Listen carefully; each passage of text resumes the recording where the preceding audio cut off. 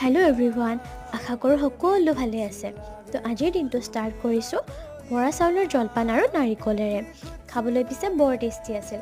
খাই মেলি গ'লোঁ এই ধুনীয়া ভিউটো এনজয় কৰি দলিবাহঁতৰ ঘৰলৈ। আৰু সিহঁতৰ ঘৰত গৈ কিনে দেখিলোঁ এইটো, ইয়াৰ নাম ৰাজা। আৰু সি ওলাবলৈ ইমান যত্ন কৰি আছিল, পিছে বেচেৰাটোৱে নোৱাৰিলে। তাৰপিছত পানীলাওটো লৈ আহি মোক ঘৰলৈ। আৰু এইটোক আপোনালোকে কি বুলি কয় কমেণ্ট কৰিব। আহি দেখিলোঁ মাহঁত একদম কাপোৰ চোৱাত ব্যস্ত। কিবা কিবি কাপোৰ চাই কিনে ৰাখিলে এই বিচনা চাদৰ দুখন আৰু মেখেলা চাদৰ এযোৰ। ৰ'ব, এতিয়া লগ পাওক মোৰ খচ্চৰ ভাগিনটোক। এইটো আমাৰ একমাত্ৰ ভাগিন আৰু সি আপোনালোকক এতিয়া কবিতা শুনাব। শুনি থাকক। আমি পঢ়ো কেনে মজা পাবা